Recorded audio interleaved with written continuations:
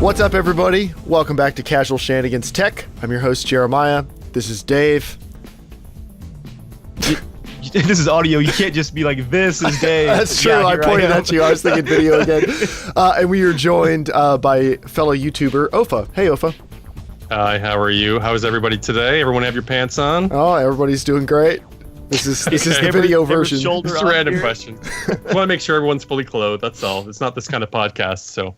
This is, now, the type of podcast this is a podcast where we answer all of you guys' build questions, upgrade questions, new build questions, computer problem questions, things like that. And that's why I wanted to invite Oafah on the show today. So, Oafah or Jeff, I'm just going to go with Jeff from now on. Go with Jeff. Jeff's easier. One syllable. So Jeff, for anybody who hasn't seen your channel, and we're going to have all your links in the description of this video and iTunes and everything else, what do you do on your channel? So basically, my slant is I'm basically a lot like these guys that you listen to regularly, but I scour the city of Toronto, all 5 or 6 million people or so, and search their garbage bins and e-waste recycling centers and police auctions and Craigslist and Kijiji for used computer parts of varying age. And I do my best to make the most of them for my channel. I put together builds, run modern games on them to prove to people that you can take 8, 9, even 10-year-old hardware and make use of it. And I will resell those systems to people interested in buying cheap computers. And the proceeds, if I do make any profit from the sale, will go towards either funding the channel for more stuff or towards charitable causes. So I build free computers for people who couldn't otherwise afford them. I always try to give away as much as I can. And that's the crux of it. And I'm educational. So the purpose of my channel is mainly to empower other people to do the same thing. If you have very little money and you want to make a $100, $200 gaming system to embarrass your friends, I'm the guy to look to, I guess. So yeah, I mean, you do a great job of it. Oh, thank you. And it's quite funny too. I hadn't actually seen your channel before. Jeremiah posted a link on Twitter, and I watched the entire video you posted. It was the reply to Jeremiah's Reddit call out where you called that guy out. That video, that was glorious. That was a lot of fun. I have to admit, so I had a background in stand-up comedy, so I'm very restrained sometimes when I record. I'm looking at the camera and I say some things and I just know I can't leave in, but So I just decided, you know what? I'm going to leave in what I can leave in and just cut it abruptly. And that's how the rant came about at the beginning, where I just rambled until things came out. And then I poorly translated them on the screen, and then I knew I had a hit on my hands. So you said you're from Toronto, right? I am, yes. Yeah, the out of left field, like redneck Reddit computer parts expert accent was fantastic. That was just like out of nowhere, just the back and forth. You guys should go watch that. If you say you're a 3D artist, I've just learned that about you. Yeah, I do voice acting. We're like 2 parts towards a game here. Ooh. All we need is like someone who actually knows how to like program the logic, and then not me. There we go. It's not gonna happen on this podcast. I'm the art guy. Well, maybe we'll find a fourth at some point anyway. I'm shapes, colors, and big ideas. None of those are programming. Especially the big part, right? Oh, thanks, Dave. Hi, Joe. So Oh, sorry. Oh, go ahead. Go ahead. No, that's why I call myself a PC technician. Like people are like, why do you say technician instead of like, engineer? It's like, I'm not a fucking engineer. Engineers are smart. I'm not smart. I know how to make your shit work again. That's about the best I can do. I don't design anything. Yeah. We're basically like slightly overqualified Jiffy Lube guys. It's like, no, we're not like, we don't make cars. Hey, Jiffy Lube, really? Can we set like the bar like a little bit higher? Come on. All right, we're like Pep Boys. We're like really overqualified Pep Boys people. Like, we can do most of the stuff to it, but we're not building anything. I'm gonna say Jiffy Lube, ouch. All right. Yeah. So where are you guys from, by the way? We're East Coasters. Okay. Nothing special. Until the hurricane comes through, maybe further west after that. All right. This actually could be my first hurricane season. No, it's all right. It's my first hurricane season not on the coast. So I'm kind of curious to see how that's going to go. My understanding is it's not going to be bad because while everybody back home is, doing the normal panic, make sure you have water and everything like that, because my hometown is like at sea level and the one right next to it is below sea level. So that's always a fun time. Here it's just like, oh no, we're gonna get some rain Friday and Saturday, and then Sunday's gonna be beautiful for autocross. I'm like, sweet, doesn't affect me at all. We'll get some wind and possibly some like down trees occasionally, like dead trees that probably had it coming anyway. But it is time to start the show like we always do with the Rig Report. The Rig Report. Dun, dun, dun, dun, dun, dun, dun. Dave, what have you done to your computer? Oh my. Is it my turn? Yeah. Nothing for the personal PC, but I do have a side project at work I'm working on. I have a gigantic 2012 or 2013 Mac Pro at work that is also assigned to me. Like technically it has my name on the name tag on the back. It's been at the end of our cubicle farm, like just in a cubicle for like 3 years now, just unplugged, sad and dusty. I've been asked to just do something with it. So that something is going to be Battlefield 1 server. Oh, sorry. Go ahead. Joel just bought a new chair for work. He wanted like one of those super high chairs. It's like a giant stool basically. So he's using this giant pile of boxes as a footstool basically. So I'm going to set up a Mac Pro with Windows 7 for Gwent that he can also use as a footstool. It's an Intel i7 something or other in there, and then like a Radeon like 7950. It's not a horrible computer, but it's just like dual booting Windows 7 on that thing was just a huge pain. Like all my software was Windows. So it's just been gathering dust. So yeah, it's going to lead a new exciting life under Joel's feet at work so he can play Gwent during lunch. It's a very overqualified Gwent machine. Yeah. Jeff, how about you? Done anything with your rig lately? Yeah, so I mean, it just occurred to me. I mean, you're talking about this is about personal rigs with an S. Yes. Right. Yes. So like I just said before we started recording, I've got like 11 computers in the house. So I'll give you a quick rundown of all the stuff that's happened. Oh my. And then we'll talk about the 1080 I just popped in my main rig. So the more interesting story in my view anyway, I like tinkering with crap. And my girlfriend's computer upstairs, 2 floors up, and I'm going to try to speak as quietly as I can so she doesn't hear this. Basically, what goes in her computer is like the shit I really can't resell, but still works. So like, I picked up this OEM motherboard, this socket 1150 with, I don't remember what chip was in it, but I put a G3220 in it because who's going to buy that? And because she's just doing it for like, she uses Xerox for work and like web browsing, so whatever. The only graphics card it would take was the one that was pre-installed because the CSM module on that board was for some reason not turning on. So it would only recognize one graphics card and the internal graphics were turned, or the integrated graphics rather were turned off. So I had to leave the GTX 745 that was attached to it in, which is like, she doesn't play games, so it's fine. That's good. But it's funny because like she's got that's actually not a terrible card for someone who's looking to do like really, really low end gaming. Like it's a cut down 750 Ti severely. But that's sitting in there, and the power supply she had in there was a 430 watt that had a single native 6-pin connector. So I thought, well, I can use that. I'm going to give her this 430 watt power supply that I bought by mistake that didn't have a 6-pin connector because she doesn't need it. So her whole rig is just basically like full of stuff that just doesn't make the cut. And she has no idea. She just shows up for work next day and everything works just fine. She has no idea anything's changed. But it's all just like increasingly worse as time goes on. It's like the cutting floor special right there. Yeah.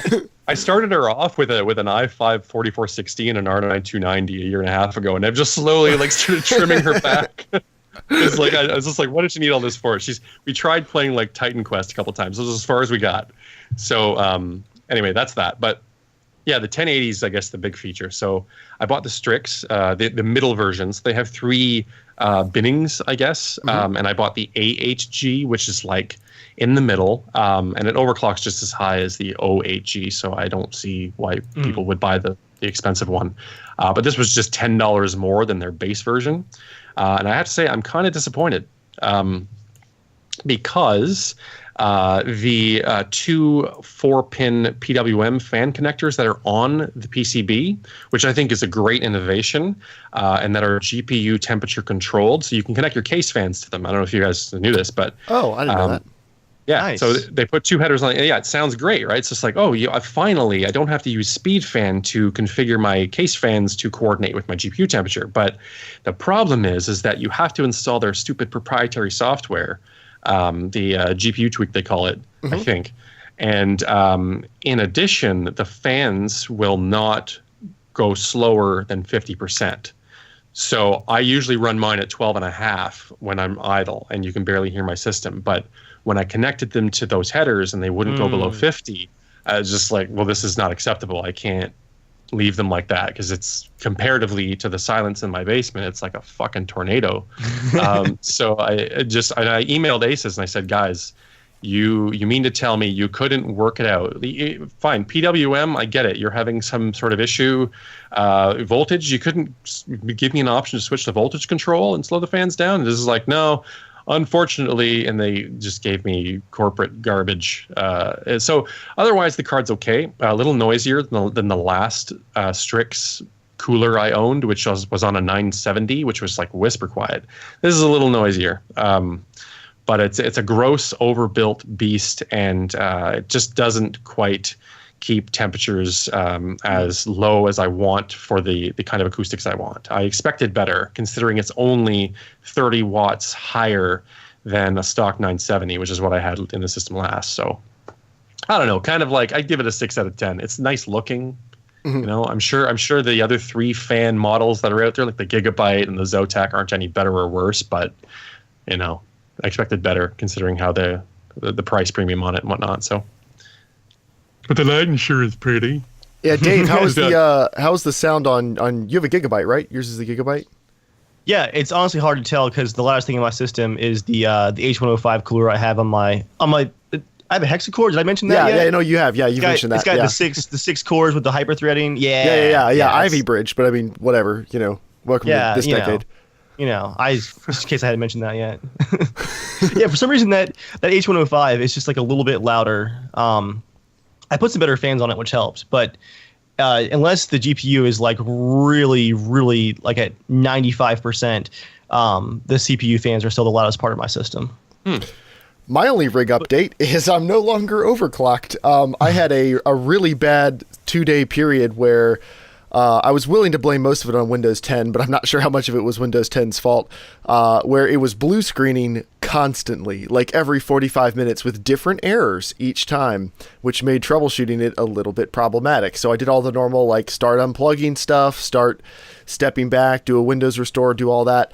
Finally, after some prompting from Dave, who's had many issues with having to back down overclocks over the years, and I've honestly never had to do it. Normally, once I get an overclock stable, I just run it till I'm bored and upgrade to something else. I'll interject here and just say that's why that when I hit that 4.1 with my hexacore, I've stuck with it because it has been the most stable overclock I've ever had. I set that in like April 2014, and I've stuck to it ever since. Like no decay, no issues, no blue screens outside of GPU stuff. So like I'm happy with the 4.1 because I just don't have to think about it ever. But I'm not happy because this is the first time my CPU's been below 4.5 gigahertz in years, like any CPU I've owned, which is a little bit of a personal issue for me. But it's a 4790K. Eventually I was getting so many blue screens. I was like, I need to run some Prime stuff. I need to, like, I don't think it's my overclock, but let me just check. And it was perfectly stable. It didn't blue screen during like a 30-minute Prime burn, but my CPU temperatures spiked. They were staying around like the low 70s, but they spiked up to about 88. And then one of them hit 91 on one core, and I just shut it down, which the reason that scared me is I have a Nashua NHD14. Yeah. And which is a grossly overqualified air cooler. I mean, I upgraded from a Hyper 212, and this is a grossly overqualified air cooler. And it's super quiet. It's really awesome, yada, yada, yada. So I was thinking there's got to be some problem, like maybe a screw got loose and it's pulled away and I've got a bubble in my thermal paste or something. I have no idea. So I went back to stock clocks and it's totally fine. Like max prime burn now is 64 degrees. It idles in the 20s. So I think the fan and cooler are okay. I'm going to give it a couple weeks before I try to push everything back up just to make sure nothing else went wrong. Well, the nice thing about the 4790K, I've got one too in this system here, is that the stock turbo clock's 4.4. And that's only on 2 cores, though, I believe, isn't it? No, but if you just like it, let's say you put this chip in an H board, so an H97 board, you can actually enable multi-core turbo and have all 4 cores running at 4.4 if the board supports it. I thought it was a max of, okay, because I got a Z97, so I should be okay, I think. Yeah, so like how it works is you're typically right. Like the rated turbo clock for this chip is 4.2 across all 4 cores. So if you've got all 4 cores running at 100%, they'll peak at 4.2 at stock settings. But you can go into your BIOS, and it's different for every motherboard maker. So Asus, for example, you have to set your primary core to 4.4 and then set it to sync all cores, and then all 4 of them under maximum load will be at 4.4. It's technically an overclock. I mean, yeah. You know what I mean? Like in a very technical sense, it uses a bit more power. It doesn't require any additional voltage, no manual. You can leave it on adaptive at default with no offset, and it will usually still work. But that's what I've got going on right now because I couldn't get this any higher than 4.4 anyway. So just going with straight multiplier and applying voltage just wouldn't work. So I was just like, fuck it, let the motherboard deal with it. And I'm on a shitty board right now. It's one I picked up used, obviously. It's a Z87 board, so it's a generation back, and there's like virtually no VRM cooling on it. And I think it's just 4+1 phase, so like it's not particularly. It's not really meant for extreme overclocking anyway. That's probably part of my problem. But that chip is nice for that. I used to have this chip in an H97 board and was running it at 4.4 just the same, all across all 4 cores, like I said. So people forget that exists. Like it was a thing since Sandy Bridge, and it's just kind of like evaporated from the consciousness. It's never been a thing for me because I always just turn off. You always just overclock. Power saving anything. Like I don't want speed step. I don't want any of it. I just want maximum performance. But Intel's gotten a lot smarter with those features in the last couple of years, and I probably should be using most of them. Also, they've just been bumping up the clock speeds of their enthusiast chips to where like 4 gigahertz is pretty good. I mean, it's not like the old days where I had my Q6600 at 2.4 and I had to overclock because it was bottlenecking my SLI setup all the time. Like honestly, it's perfectly fine. And even with no overclock in no game does the average usage get above like 50%. I mean, it's just totally fine. So I might just leave it this way for a while. I don't know. I'm really enjoying those low temps because the fans stay a little bit quieter. Everything stays a little bit lower. And I'm not really getting a big performance difference. I might try to ride this out.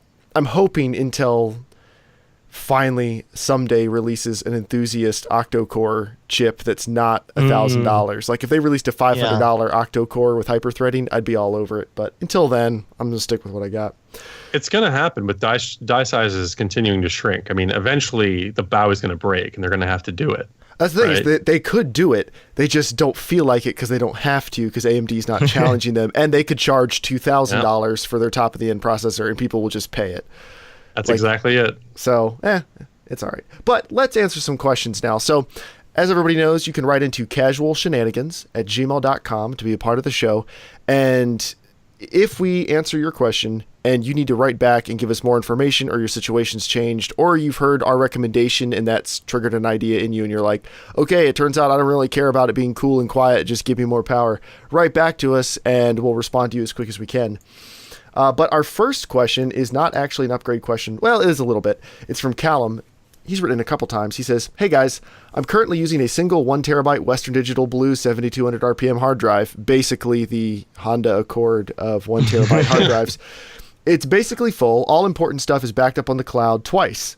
Games can be downloaded again, etc. So my question is, I want to upgrade my internal storage. I'm thinking about an SSD for my OS and 1 or 2 major games I'm playing at the time. So which size do you want to go to for that? And what type of SSD, any suggested brands? And then the second part of his question is, I also need decent mass storage for the rest of my games and media, etc. I notice manufacturers use colors and weird shit to describe their drives. Which are for what? What is best for gaming and media consumption? Which are best for productivity? Which are best for editing or content creation? Basically, just dump onto me all your knowledge about internal storage, Callum. So if he's talking about colors, I'm assuming he's been looking at Western Digital. So to answer that question really quickly, Callum, blue is their mainstream drives, black is performance, green is their economy or power saving, low vibration, low noise drives. Red is for storage that's going to be on all the time, like a network attached storage drive, a server, something like that. And then there's like purple for surveillance cameras. That's not something you probably need to worry about. And I think that's all of them. So if you're looking actually, is there more? Yeah, from the last I read, they eliminated the green line and merged it into the blues, and Really? and it was really shady because they didn't actually change the specs of each. So they have blues that exist now. These last I read, this was about a year ago, that are 5,900 RPM, and they have blues that are 7,200 RPM. And unless you Google the model number of the particular drive, you won't actually know which you're buying. Yeah. Now, yeah, you'll if you Google that quick, you'll find some articles about it, I'm sure. I don't know if they went through with it. I never followed up on it.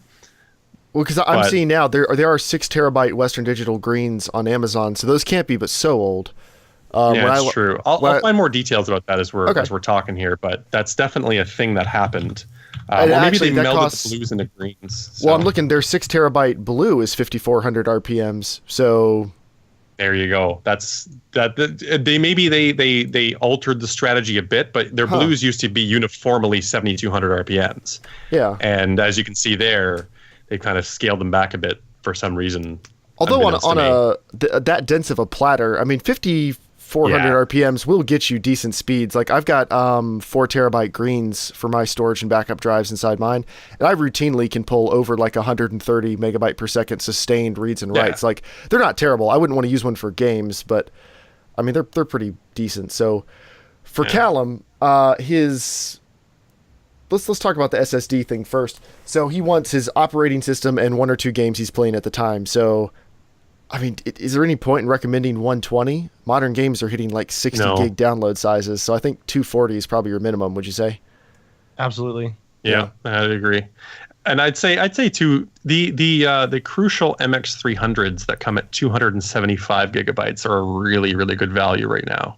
That might be a good option for him. I think they're $70 US, which I think is the cheapest per gigabyte price you can get on a drive that size. Yeah, that is. Yeah, and they're fantastic. Crucial MX300? Yeah. Yeah, I'll add that. I'll go find you a nice one and send you a link, Callum. And then for this other thing, drive to put lots of games on. So there can be different opinions about this, but my thought with games is games don't have to be backed up. 5-year reliability is not that important. I use Seagate Barracuda 2 terabyte drives for my recording drives and my game drives. They have awesome sustained read and write speeds, and they are dirt cheap. I mean, do you have anything you'd say that would be better than that for around the same money? I have, honestly, the difference between an SSD and a hard drive is so stark. To someone who's used both, that the difference between a hard drive and a hard drive, I don't really care about in the least. It's like whatever, it doesn't matter. If we're talking about a 3-second difference in load times, fine, as opposed to like 30, which is huge. So yeah, that sounds like a good plan, and it's cheap. That's what matters in this case. For like media consumption and content creation and stuff, I also think Western Digital green drives or 5,400 RPM drives in general, they're fine. That's what I use again for my main storage drives. You just have to wait while they spool up the first time, and as long as you're still doing stuff with them, you won't really notice any issues. They just do have really slow seek times, and it's kind of like a diesel truck. It takes a little bit to get it up and going, but once it's going, you're fine. So if you mostly want a game, go ahead, Dave. I still, like, for, if you're gonna be working with these hard drives, I do swear by the blacks. If you want the Okay. No, I'll give you a minute here. You good? No, I'm good. The Western Digital black drives are fantastic. Like you said, like the spin up time is a big problem for me for recording stuff. Like I can't have that hang time, so I use those for all the recording stuff. But games don't really need that, so. Well, Dave, you know what? All drives matter, okay? That's very true. Now what I will say, if I can make a recommendation, in the weird limbo between like fast hard drives and SSDs coming out, what you should not do is if you see any Western Digital Velociraptor drives, that's just like an exercise in noise and power consumption and everything else. Yeah. And actually, for a while, Samsung had some pretty impressive drives. I got some Samsung SpinPoint F3s. They were 320 gigs, and I put them in a RAID 0 back before I got my first SSD. And I was getting pretty awesome performance. Of course, the seek times were still terrible because it was a hard drive. But those were really impressive, too. But Samsung, as far as I can tell, they're not really competing that much on drives. Like, they still make stuff, but they're not out there. I would say cheap and fast, Seagate Barracuda, economical long-term storage, probably Western Digital Blues or Greens or whatever that is now. Yeah. Well, have you guys had any experience with hybrid drives? A little bit. Not at all, actually. Yeah, I've owned one or two, and I've never really tested them extensively. And I find that the fact that they capped, the last I checked, they were capped at 8 gigabytes of solid state storage paired with 1 terabyte platters. It's not worth it. Yeah. No, if you bump that up to 32, now we're talking, because that's the entire operating system theoretically, if that's the way it works. But 8 is just, I don't see how that makes a big difference. It's just caching your most recent files, but it's still it's not enough to really make a difference. And as cheap as SSDs are, just get a super cheap SSD. Depending on your motherboard, you can actually use that for caching too, I believe. So, honestly, I don't. That's probably getting into more complication than is necessary. But yeah, Callum, decide how big storage you want. Go see if there's a Seagate Barracuda or Western Digital. Pretty much anything that'll do what you want. You'll probably be fine. Crucial MX300 for your cheap SSD. MasterScrubz right in says, "Hey guys, short and sweet this time. I have an Alienware X51R3. Sorry to hear about that. And I want to upgrade my GPU. I've done some looking around and I found this card. It is a GTX 970, which he has found for $400. So our first bit of advice is don't buy that. My question today is, will it work 100% and or is there a better card for the same money that will work in my computer? His computer is an i5 6400, 8 gigs of RAM, a GTX 745, etc., etc. And now here is part of the problem. That computer has a 240 watt power supply, although he can buy an external power supply that gets him up to 330 watts. Now, I went online and looked at their specs, and there's a VR version of this computer that comes with a 970. So a 970 in theory would work. And I think his configuration originally could be spec'd up to a 660 Ti with this 330 watt add-on power brick thing. And the card has to be 10 inches in length or shorter. So, oh my God! So it can't even take reference cards are 10.5, aren't they? Or 9.5? I think they're about 9.5. Yeah, not much breaks the 10 mark. All right. But so barely fits reference. I think there's a solution that'll work though, because GTX 1060s are super power efficient and really fast. And I looked up a bunch of reviews of different GTX 1060s, and maximum system power draw while gaming seemed to be around 230 to 250 watts, which is very impressive. So if you got a GTX 1060 and that 330 watt power supply, should be fine. It's short. It's only 8 inches long. It'll fit in there. Yeah, that's a good idea. Or even the 1050 Ti, which should be out in 5 days or something like that. That's true. Yeah, depending on how fast or slow that is, it'll be a big upgrade from your GTX 745 for sure. Yeah. But you could wait and see how that goes. But long term, MasterScrubz, I'm not dishing on your computer too hard because it's got an i5. It's got a Skylake i5. You're gonna be okay for a while. But if you want to do long term, upgrades, a mini slim case Alienware is not going to be a great long-term bet. No. So, but hopefully the motherboard, I don't know that model offhand, but if the motherboard has standard mounting holes and the connectors are not proprietary, it's got standard ATX power, it's got standard front panel headers, just gut the motherboard out, find a cheap case, and you start over, sort of, you know what I mean? Not a bad long-term option anyway. Yeah, and the only thing I could find that seemed definitely non-standard about it is I believe it does lay the GPU flat against the motherboard and then use a ribbon extender, but that's not that big a deal either. Yeah, you can get around that. So I think it might be able to be mounted in another case, although I have not had good luck with Dell proprietary motherboards having standardized mounting holes in the past, but I haven't done one recently, so I don't know if that Dell mindset has spread over to Alienware that much or not, but it wouldn't surprise me. It depends. They're super small form factor builds, and needless to say, I've had a lot of experience tearing down pre-builds. They're super small form factor, what they call ultra SFF, are terrible for that. They're just completely non-usable. So whenever I go to buy a system for a teardown, and I look at the specs, I just realize that the motherboard is worth 0. I cannot use it. It's going straight in the bin. It's just processor and RAM that I'm salvaging from it. So, but they're full size, they're Inspirons, full towers that just look like a normal computer with a Dell logo on it are great. The build quality is fantastic. Everything is normal. You feel at home inside of it. It's great. So it's a mixed bag with them. So they're not quite as bad as Lenovo, which is just almost unusable across the board. But, mixed bag. You got to open up and see. Up next is Ben. Actually, Ben, who is in our ARMA missions and listens to the podcast, and members of the community will probably know him. Well, Ben is moving into a new place, and he wants an HT PC. But Ben sent us a ton of requirements, which then all changed. So I talked to him on Teamspeak tonight.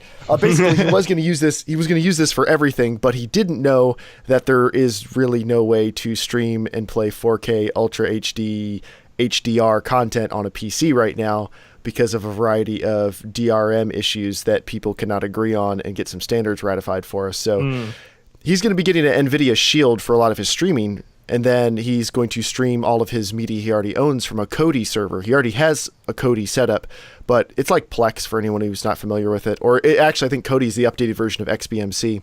Yeah. And what's Plex? It's like Netflix for stuff you already own. Okay, cool.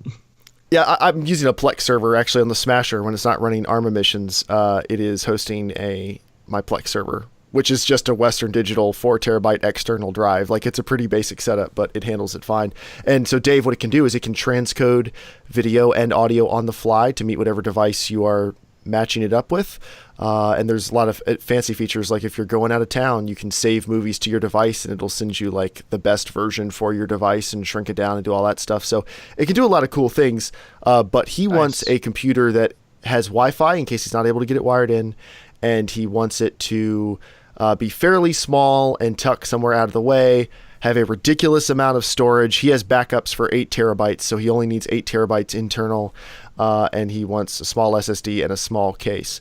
So here's the list I've spec'd out. We'll see what you guys think.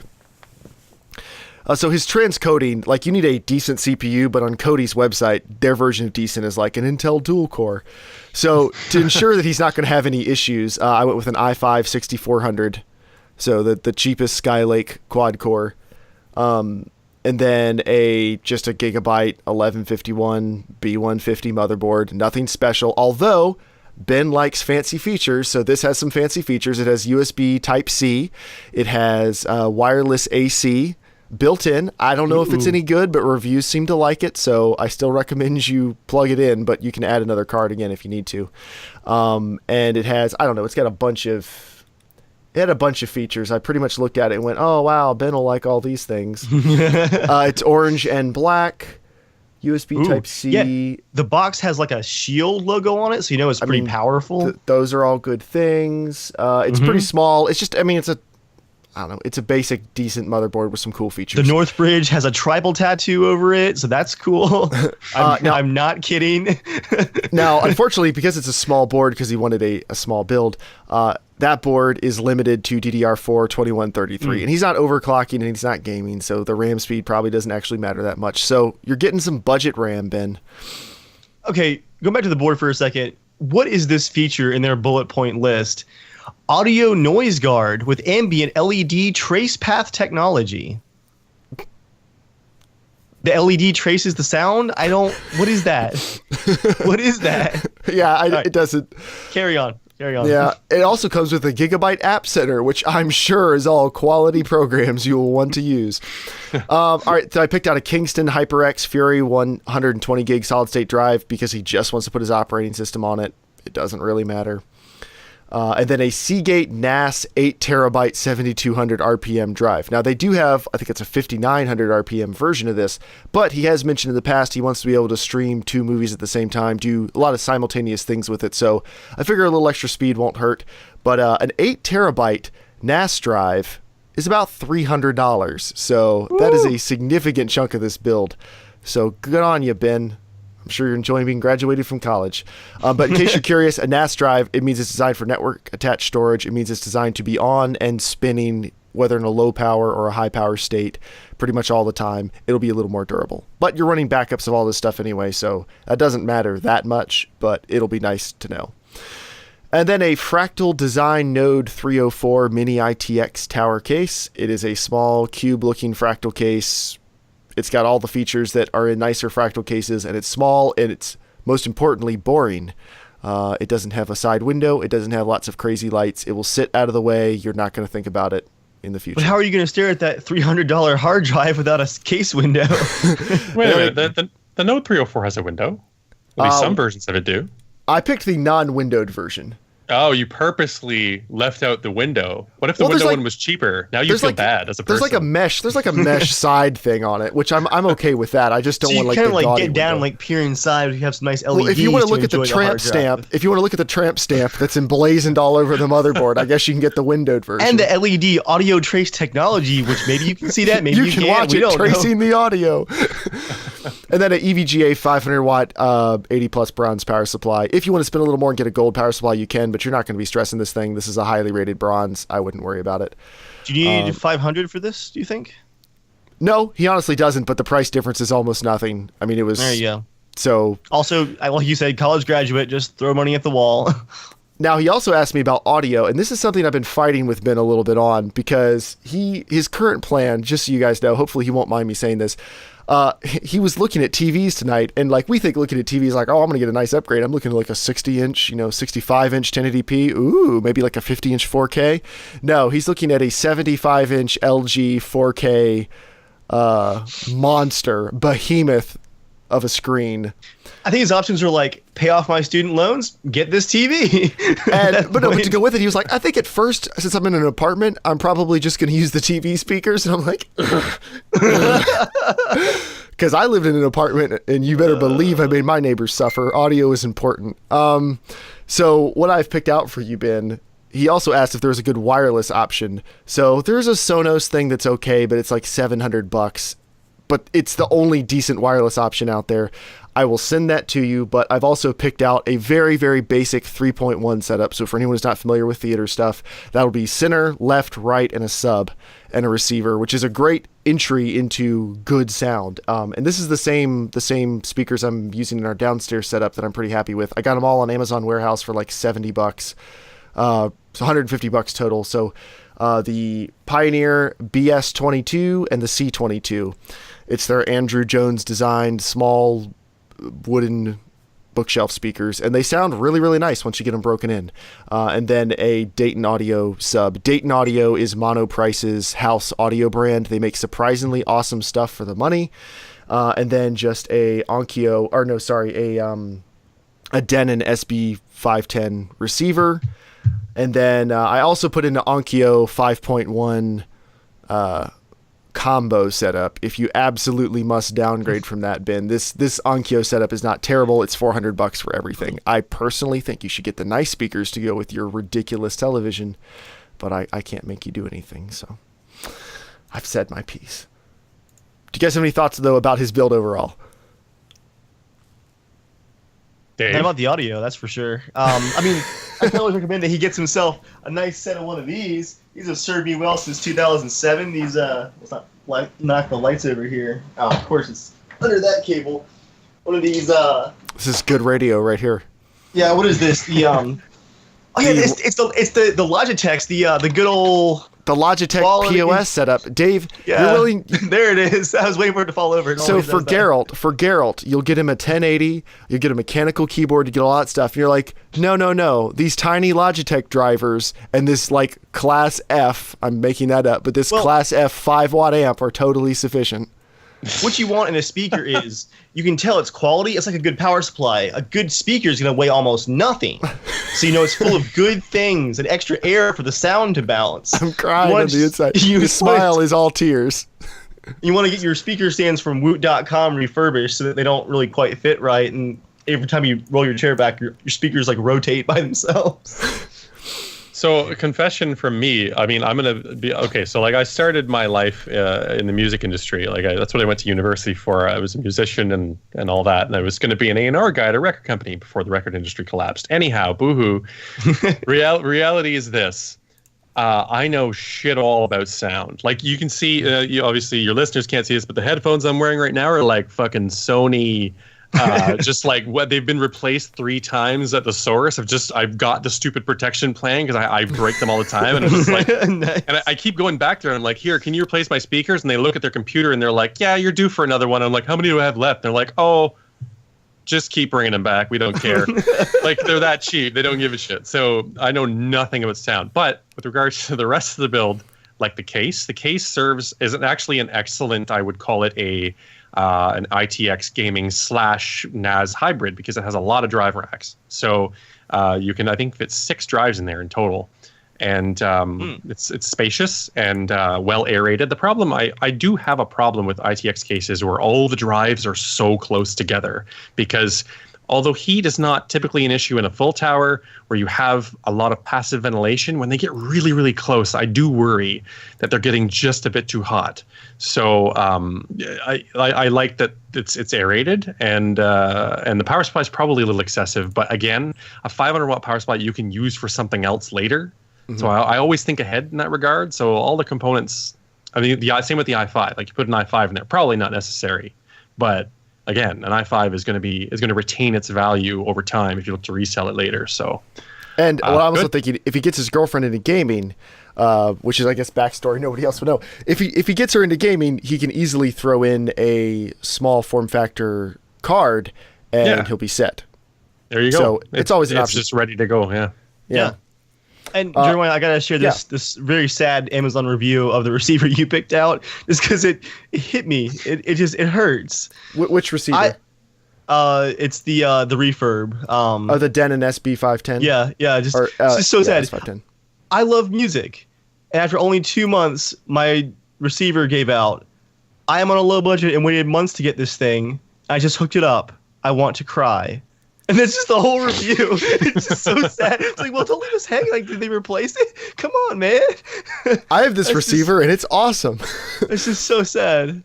Something people don't necessarily know if you don't care about audio is that loud is not actually that hard to do. Good and loud is a little bit harder to do. And also good and quiet and detailed and immersive and all that stuff is even harder to do. So the reason I'm recommending this setup is because I personally use it in our downstairs setup, and I have been extremely happy with it. I have a much nicer ELAC setup upstairs, and Dave, I don't think you've even ever seen the upstairs setup going at like full tilt. I was there when you guys were testing it. Yeah, I was there. Oh, that's true. Yeah, you've seen some good stuff on there, but like you haven't seen it when I've turned it up loud enough that John leaves. But and trust me, these Logitech things, like, they can't even get loud. I don't like you can get like one center to get kind of loud, and like the sub will get loud, but like the side speakers, I never heard them at more than like 15 decibels. It's terrible. You make me sad. Dave, one day when you're done buying guns and graphics cards and you want to upgrade your audio, please let me help you. And air conditioners, which I'm now pointing my inverter right at my face, because this stupid thing in the corner is like hotboxing the room with this render right now. All right, let's move on to another question. So this is one I think Oafah might be well suited to answer because you go through so many old parts. Yeah. Someone something, that's the name they gave us, although their email address is @gmail.com. So they're whatever. They write in, they say, I'm in the process of moving and building our new house. So they sound like an adult who just has some weird choices in their email names. Because of this, I haven't been able to use my new PC for about 2 months. It's currently sitting in storage. I'm hoping to be ready to use it again in a couple days. But I've heard it isn't good for your PC to not be in use for too long. Is this the case? And how bad would my situation be? Also, I have another question just about the general health of my computer. How can I keep my PC healthy, both hardware-wise and keeping it up to speed without slowing it down with useless downloads and programs? Thanks for your help. And in the coming weeks, I'll give an update on how my PC is doing with my experience building it and just how great having a PC is coming from a laptop. Thanks again. I think we helped him with his build originally, I think. I got this one, Jeremiah. This is actually not the case. This is your entire computer. I was just like, finish the sentence. Let me get that in there. What a great joke, Dave. I'm going to hand it off to Jeff. Okay, well, first of all, oh, you're going to cut the email part out. Shit, I had a joke for that. Fuck. Okay, I'll still tell the joke. Whatever. Okay, so this part these guys cut out because he revealed some personal information of the person asking the question, but it was making fun of his email. My email address, like up until age 25, was askbuttbum@hotmail.com, and I lost it at some point. So, like, don't feel bad about whatever the fuck yours was. Secondly, should you leave your computer unplugged for long? It's typically not a bad idea. The only thing, like I already actually mentioned coincidentally, there are some SSDs that apparently, from what I have read, do not behave well when they're unplugged for long periods of time, as in no power at all. I have never once experienced a problem with that, but I mean, theoretically, I can see how it would be a problem. Just judging on based on how I know NAND works. So I guess that's an issue, but probably not. As for the rest of it, I don't think so. Like, I think the primary cap in your power supply will eventually drain out. I think your CMOS battery could die if it's in the storage for like too long. Yep. But I don't really see a problem with that. As people who watch me know, I have lots of computers in my house at any given time, and I most certainly am not running those fucking things more than I have to. So they're unplugged for weeks at a time until they get bought by somebody. So no, that should be fine. And what was the second question? Sorry?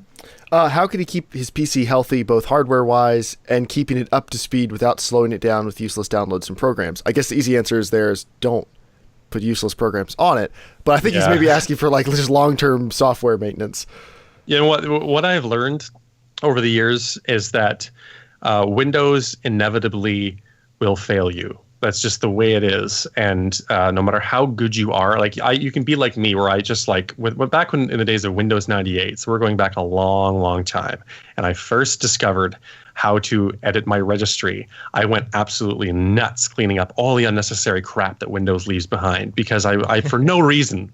And it didn't help one lick. Didn't help a lick make a lick of difference. So and throughout the years, I tried to be as meticulous, and I just got bored with it because I realized that I was spending countless hours trying to micromanage my PC when really a fresh install of Windows every year just is a better way to go.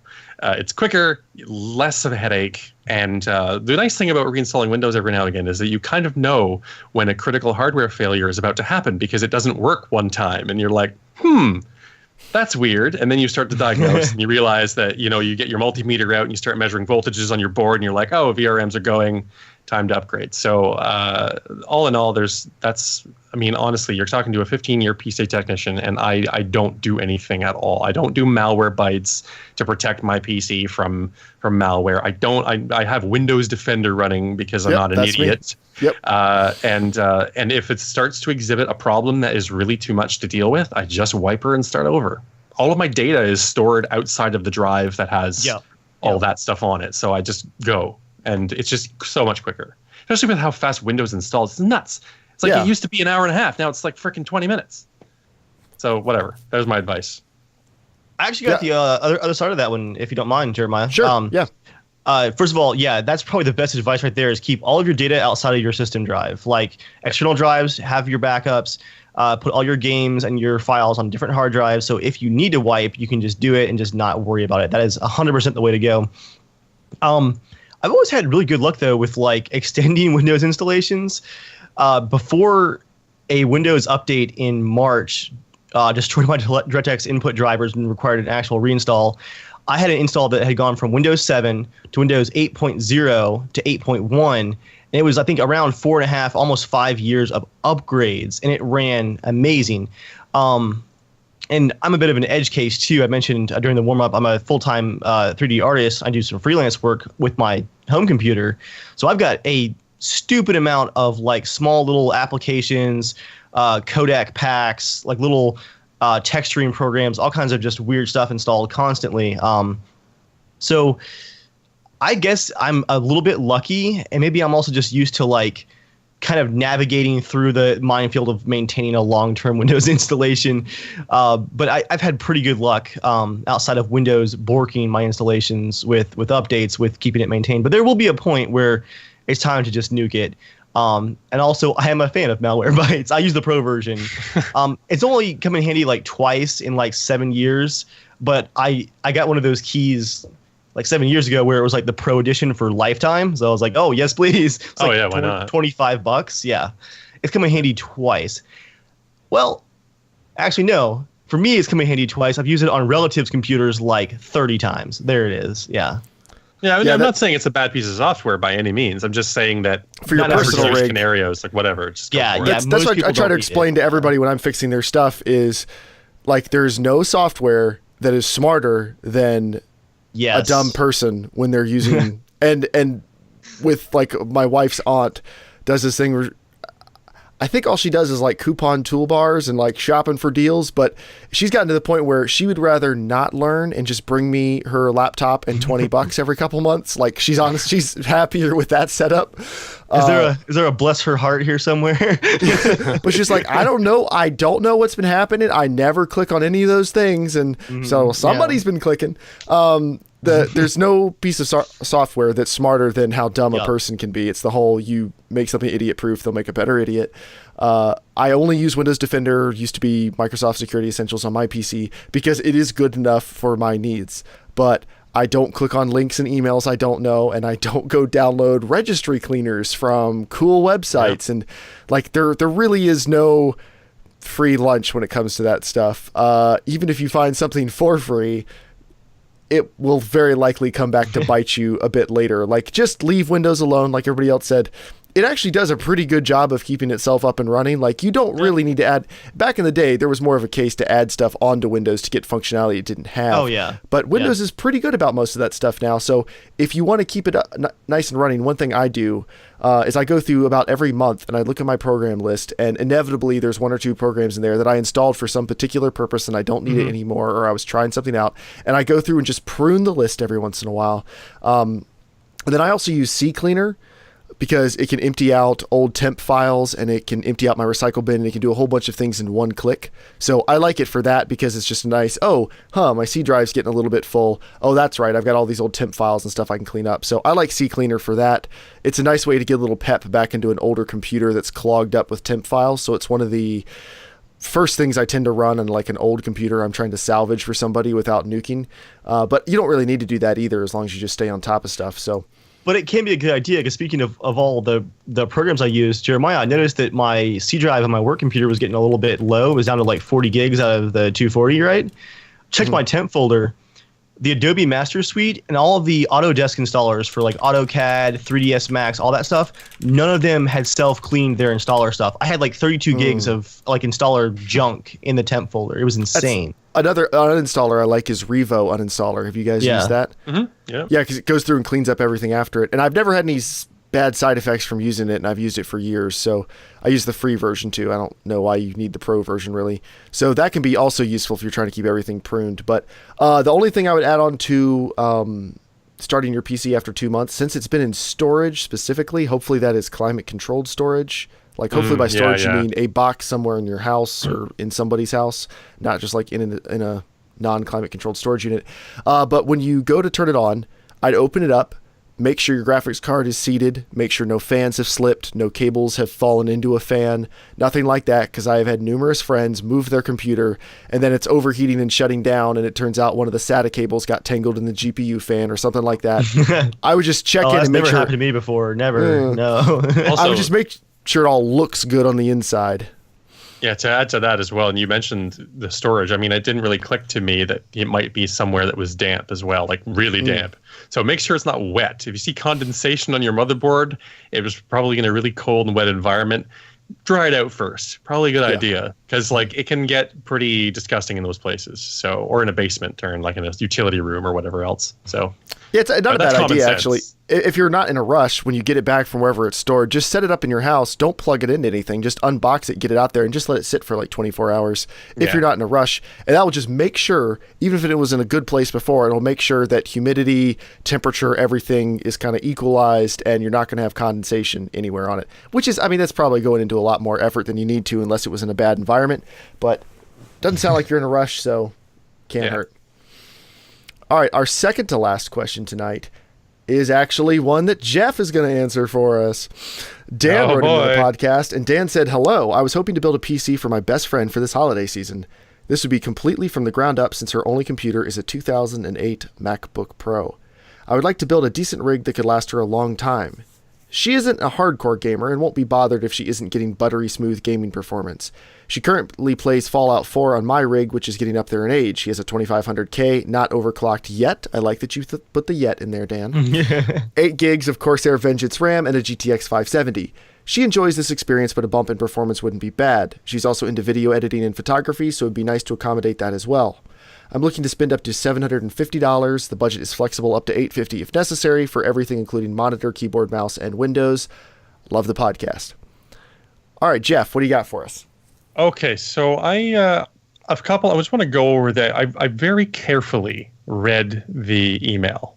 because a couple of sentences really stuck out to me before I formulated this list. So the first thing I noticed that stood out was that she's not going to be particularly picky or fussy, I guess, about a buttery smooth gaming performance. So, and then the video editing came out to me as well as being prominent. It kind of came off as an afterthought, but then when you put the whole package together, it sort of sounds like she's trying to build something for school or content creation or something like that with a side of gaming. So at first, when you think $750 American funds, I'm Canadian, so you have to understand there's a bit of there's an exchange error that occurs in my head. I have an ECC chip in my head that has to like memory correct every time someone says US dollars and convert it. But so when you say $750, even in American funds, which is like $1,000 up here in Canada, the first thing I think of is GPU heavy, because that's what most people want. But I kind of switched it around a bit because I kind of get the impression that your goal here is to get her an all-around good machine for content creation and for school. I don't know how old these people are, so I don't want to make too many assumptions. But so getting to the part list, if I could actually find it. There we go. So I started with an i5 6500 simply because from when I looked, it was a mere $20 more than the 6400, and the 500 megahertz more sounds like it will be a better long-term solution, especially considering, again, in this email, he says, I would like it to last a long time. So I'm just thinking $20 is probably a wise investment for a chip that is clocked 500 megahertz higher. I went with the cheapest board I could find that had 4 DIMM slots, and that brings me to the RAM as well. I went with the 2x8 kit at DDR4 2400, but really just sort by lowest price and buy the cheapest one, because this RAM is way fast enough for anything you're going to do for the next little while, as long as this computer stays relevant. So I'm not particularly concerned about the timings or the MTS, the transfer speed. But 4 DIMM slots because content creation can get a little RAM heavy, because I don't know what you're doing exactly. I don't use more than 16 myself, but I'm sure these two can make an argument for 32 or 64. We both have 32, and we use it. I mean, if you use the Adobe suite, you can use as much memory as you possibly have. So that's true. I'm not too picky. I just sort of let it run and go do something else. But if render times and things like that are something that you're really trying to trim down, more RAM is always good. So I got the cheapest 4-slot board I could. I didn't really focus on other features because it's a locked board and the rest of it's all just bullshit as far as I'm concerned. So there's no LEDs. There's no Wi-Fi on this board.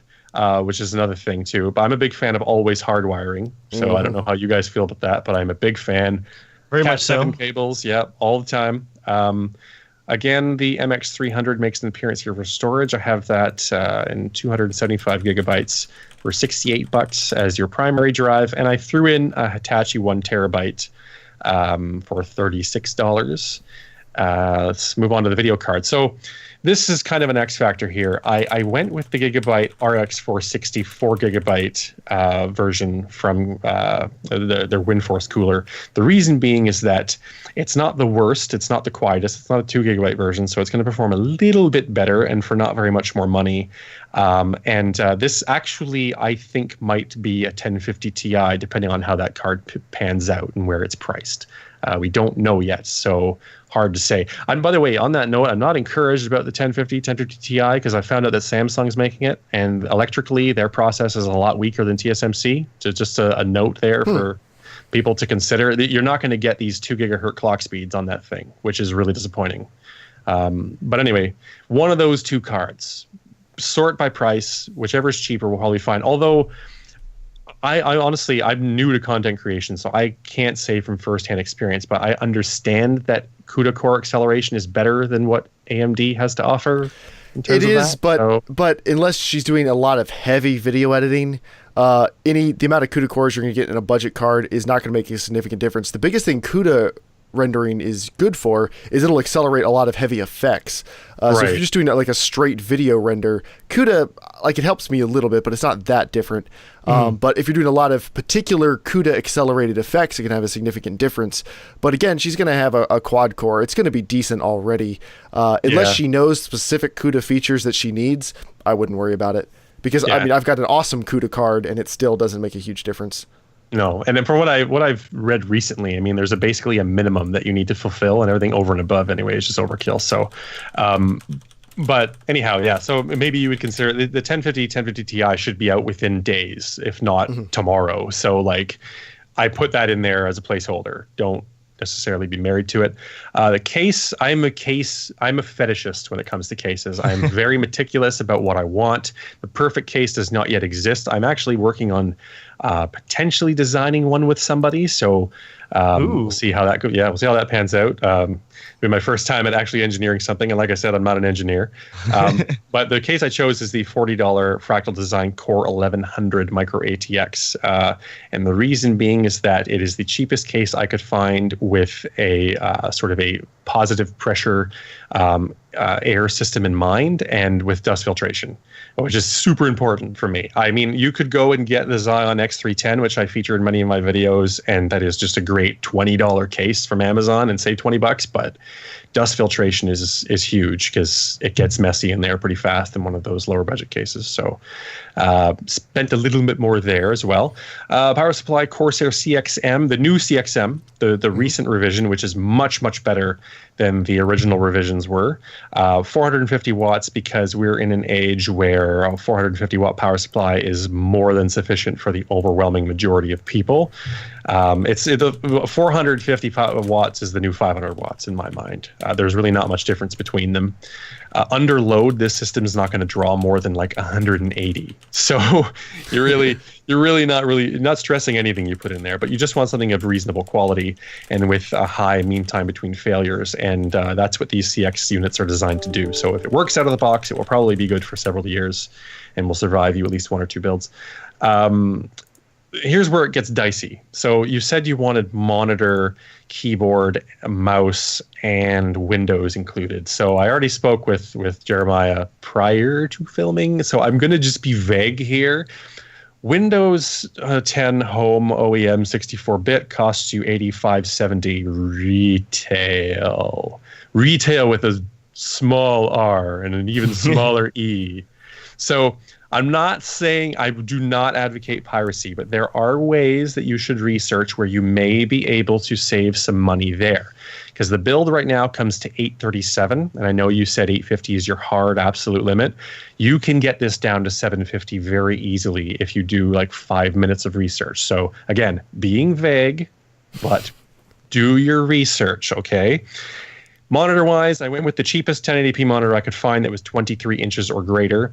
Surprisingly, you can save a lot of money by sacrificing that 1 inch of screen space, because this was an $89.99 monitor from AOC, which is a perfectly fine company. Not exactly cutting edge, but it's not terrible either. Yeah. And I went with them, and I went with the MK120 keyboard and mouse combo from Logitech for $13, because who cares? And really, okay, so like that's my official build. I'm going to amend this now in different parts because I think it's important. Right. There's some things I want to stress here. So this is what I would do if I was building all new stuff. But and that's kind of not what I do, and this is really frustrating for me to put this together and not say something about the used. Because you're like $750, I could have a Titan in there. What are you doing? Oh man, so graphics card wise, $130 US will go a long way on the secondhand market, like a super, super long way. To put that into perspective, just yesterday I purchased an R9 280X for 90 Canadian dollars, and that's 65 US, which is nuts. So, and that's going to make an RX 460 look like a turd, just a straight up lump straight out of your ass. It's awful by comparison. So if you feel comfortable with a secondhand auction, I would say pay a little bit more for one that's still under warranty, to give you a little bit more peace of mind. Maybe with 2 years left on it, you might be able to pick up a 950 or a 960 for considerably less money, save some cash there. 960s were actually, sorry, I cut in right there. I just remembered 960s were just on sale for $100. Yeah. On r/build a PC sales. So for $100, that's an awesome new card. Yeah, not a bad choice at all, and it'll have the full warranty because it is technically being sold at retail. As long as you keep the receipt, you'll be good. By the way, keep your receipts, because if you don't keep your receipts, it defaults to the manufacturing date, in which case you are screwed with a card like that. So, And where else could you save money? Okay, cases, yes. I wanted something with dust filtration that was as cheap as possible, but realistically, cases are free. Seriously, call your relatives. This is what I do. Whenever I really need a free case, I just Facebook it out. 200 friends, and like, anybody have old desktops sitting around they don't use anymore? And everybody inevitably does, because the age of the desktop is dying. Like, everyone's going to either laptop or tablet or nothing or phone. So every grandma and aunt and uncle has a PC that has a standard ATX mounting holes and takes a power supply. So you can find cases anywhere. We already discussed the Windows bit. Keyboards and mice are free. If you don't want to spend the $14, honestly, find a keyboard. They're just everywhere. I will give you one. A thrift store. I mean, a thrift store would be a great place. $3. I got an old IBM mechanical keyboard, like from one of the 90s ones, for $2 at a thrift store. Yeah. Exactly. It was amazing. Perfect example. So the core components, buy new. Absolutely. I would never recommend that somebody who's a novice builder go out and start buying everything used. But there are some places where you can certainly save a lot of money. So $830 brand new if you're being really liberal with your money. But do your research. There are ways to cut. That's all I have to say. Sorry, I ramble. No, it's good. And it's another good thing to think about is, Dan, if your friend, it sounds like she does some content creation, video editing, photography. If she's possibly a student, the first place you should look for cheap or free Windows is if you're a student, because it's very, very easy to get cheap or free copies of Windows through educational programs. I think I paid $20 for a copy of Windows 8 just to pick up a spare copy, but I think I've only had educational copies or through stuff like that for like the last 8 years, perfectly legally with very, very little effort. Like, it's surprisingly easy, and there are plenty of other places where you can get legit copies, and there are also plenty of places who would love to sell you like a really shady key that you have to like send them PayPal money, then they'll send you a picture of the back of a Windows box or something. So like, be careful, do your research. There's plenty of information out there that can help you. Volume licensing, that's another way to go. So, but yes, you can save money on this build, and I think it will serve you really well. Cool. All right, our last question is from Christian. Christian says, hello, Dave and Jeremiah. He didn't write Jeff, but we'll assume he said Jeff as well. I am a recent console peasant turned master racer, and I am looking to build my first PC. However, to make things more complicated for myself, they're not more complicated for you. You're having us build it, man. I've decided on an ITX motherboard rig. What suggestions do you have for a build within a $1,500 Australian dollar budget? I'm willing to spend $1,600 if necessary. Love the show. Keep up the good work, Christian. So I was really excited, and then I looked at the exchange rate, and 1,500 Australian doesn't get you that far. Oh, also don't forget his PS that he's hoping to run an HTC Vive on this system. Oh, yes. I'm sorry. I forgot to read that. Yeah. So he needs some GPU power. So I've got a list. I'm not super happy with it, but I want to hear what you guys think. The first problem I ran into is I do not know any of these Australian retailers. There's lots of things like Umart and CPL Online, and I honestly have not heard of them, so I just went with ones that seem to be decently well rated. But an i5 6500 for the same reason that Jeff picked that one for the last build, if he's not going to overclock it because it's going into a tiny case where cooling is going to be an issue, then you might as well get the one that's 500 megahertz faster because it can stay that way. Stock cooler. ASRock B150 Mini ITX motherboard, nothing that special about it. 16 gigs of Crucial DDR4 RAM, a Kingston HyperX 240 gig SSD, a Seagate Barracuda 2 terabyte, a Silverstone Mini ITX desktop case. Mini ITX is like, that's problematic to get anything halfway decent. This Silverstone looks pretty good, but Jeff, if you have another recommendation for a better Mini ITX case you might be able to get in Australia, I'm all ears. It was only $44. Is it the SG13? It is the SG05.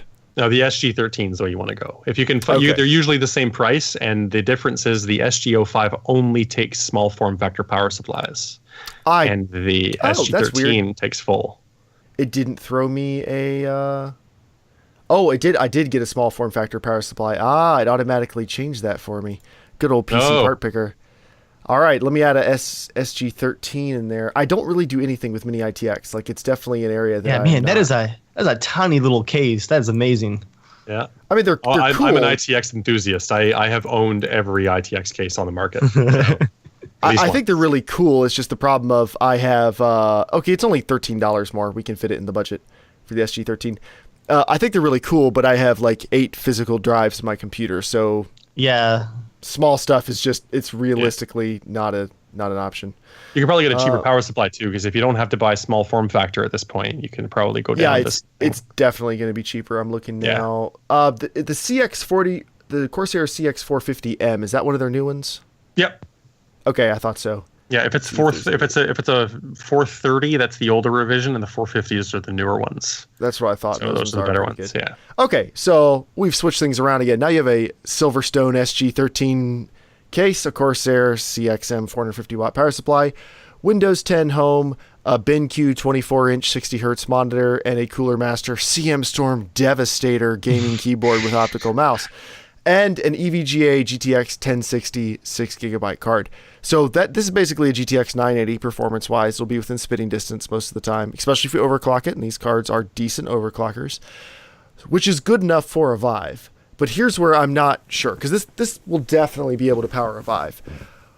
And I'm not super familiar with the Australian market, but depending on what he needs, you could definitely put more money into the GPU depending on the used market and depending on what else you're willing to cut out. Because like, if you already have a monitor, or you already have a mouse and keyboard, or like you already have Windows, some of that stuff, let us know, because we can adjust this budget pretty easily. We could get you into a 1070 or a maybe used 980 Ti. But my understanding of the Australian market from the few people I've talked to is that the used market is not amazing. Do either of you have any experience with the Australian used price market by any chance? Okay, I don't. All right, cool.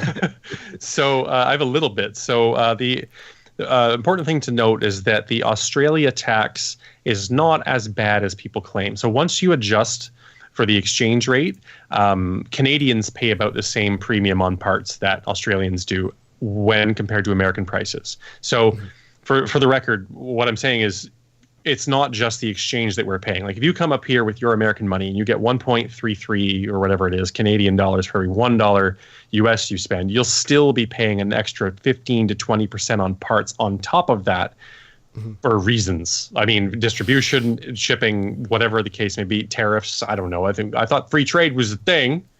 Trump. But like, but no, I do not endorse that particular candidate for the love of God.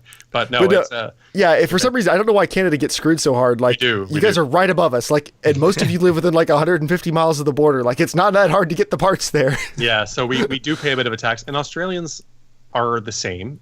So things are a little pricier, and the secondhand market is scanter down there because of the geography. So like, and same in Canada here. So like, you're confined to your city. If you happen to live in one of the big ones, and Australia is highly urbanized, like 89%, so then you're good.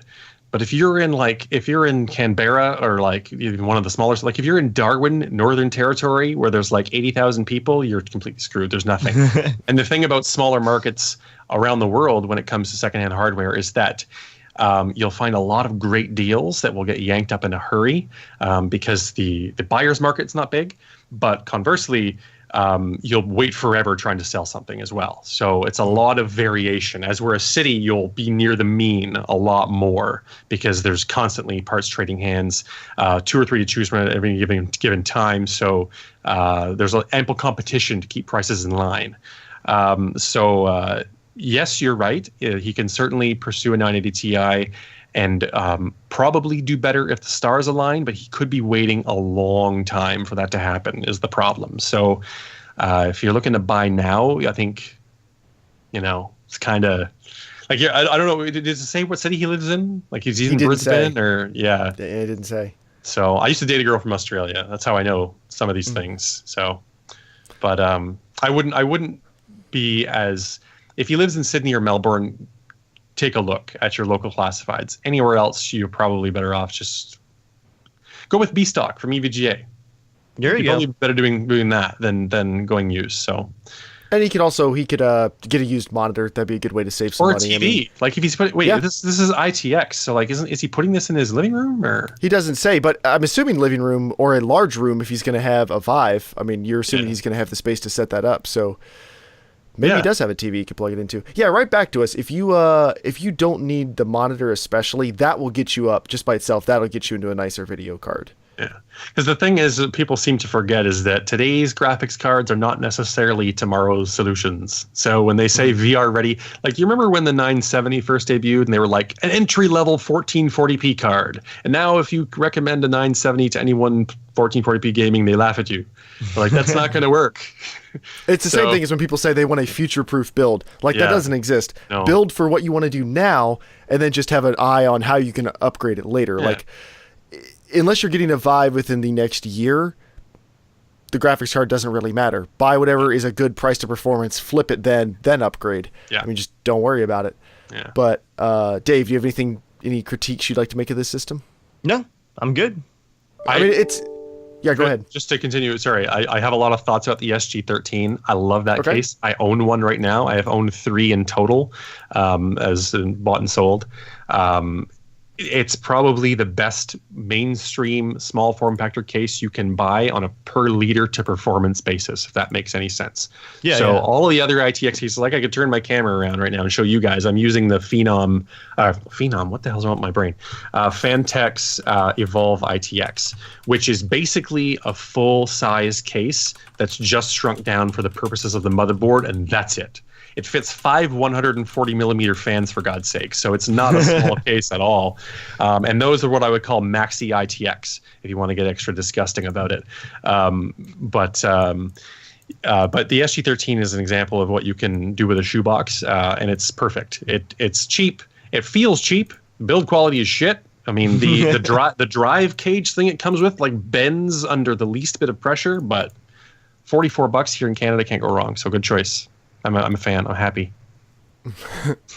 Sorry. Yeah, and this is definitely one of those builds where I think right back into us if you want us to make any tweaks to this, because depending on what you already own and what you might want to do with it, this could look very, very differently. Some things are going to be about the same. Motherboard, processor, RAM. Yeah. They're all fine. I mean, that's I think this overall looks like a great setup. Yeah, and unless you're now also when you say Vive, like unless you're thinking like you want everything completely maxed out, you want the absolute best experience, and you don't want to change anything for 4 or 5 years, we need to have a different conversation. But if you're just looking to get into VR and you understand that you're buying a first generation product and some of this is still a little bit up in the air, sure, this will work. The nice thing today too, I don't know how you guys feel about this, but with Vulkan and DirectX 12 like slowly, ever so slowly coming to fruition, and not making much of a difference in most games. No, not yet anyway. But the nice thing is that people are becoming more conscious of multi-thread optimization in games. So as where DirectX 11 and the brute force solution of years past was a serious problem on cores 1 and 2 for a lot of games, we're getting to the point now where at the very least he's going to be pretty good with his CPU for a little bit longer, I think. And I think that's just the nature of the industry. Like CPU technology has come to a grinding halt because they can't do any more with silicon. Yeah. So they have no choice. Like the pressure is now on Microsoft and Vulkan, the API developers, make it your shit more efficient. It's on the game developers to make their shit more efficient. Like all the onus is on them because like Intel's basically thrown up their hands and said, we're done. That's it. This is all we can give you. So as a consequence, I think, other than the graphics card, if it's any consolation, the rest is rock solid. Like, there's nothing else you have to do.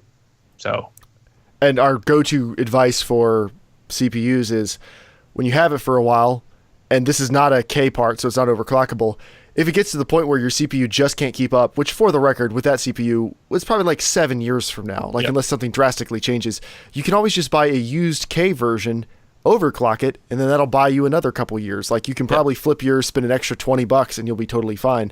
I mean, just to put it in perspective, I've talked about the Potato Masher enough on here, but the Potato Masher has an i5 750, which is a very old quad core, and it is doing just fine. It has not prevented me from playing any games with it. And even when I paired it with Dave's 1080, there was some bottlenecking, to be fair, but that's a 1080, and it was still playing games like at 4K and 60 FPS. Like it was no problem. So you don't want to say like processors don't matter anymore, but if you have a half decent quad core, you're pretty much set for years and years and years. Like it's going to affect you at some point, but not in the measurable way that like GTX 980's cost $450 a year and a half ago, and now you can get a GTX 1060, which is the same card performance-wise for $250 or less. Like, GPUs surge ahead so quickly, and CPUs are just not like that, so you'll be fine. But anyway, guys, that is all of the questions we have for now. If you're listening to this and thinking, wait a second, I wrote in and you guys didn't answer my question, well, that's because we got too many questions this time. I had to cut it in half, and we'll do another episode sometime later. Settle down, guys. Just go easy on us, please. Dave's like, I'm tired of helping. I don't want to help anymore. The rabble's just so uppity these days. The peasants with their single computers that they paid for. What a life. But thank you all for coming out and being part of the show. As always, you can write into casualshenanigans@gmail.com to be a part of the show. You can follow us on Twitter @casualshenaniga, @germgaming, @evilviking. Jeff, what's your Twitter? At Oafah. Simple. Oafah. And we will have links to all of his stuff in the description of this video. Go check him out. He knows a lot more than yeah, that's correct grammar. For some reason that sounded weird in my head. He knows a lot more than I do about especially older parts and the intricacies of getting the absolute best bang for your buck out of parts. So if you want to learn a lot about that, and if you're on an extreme budget, the Potato Masher is cool, but if you want to see what could be like 30 or 40% faster than that for the budget, go check out Oafah's channel. He does a lot of really cool projects like that, and I think you'll really enjoy it. So thank you for coming on the show, Oafah, and sharing your expertise. Thank you very much for having me. It's been a lot of fun. And until next time, guys, stay casual.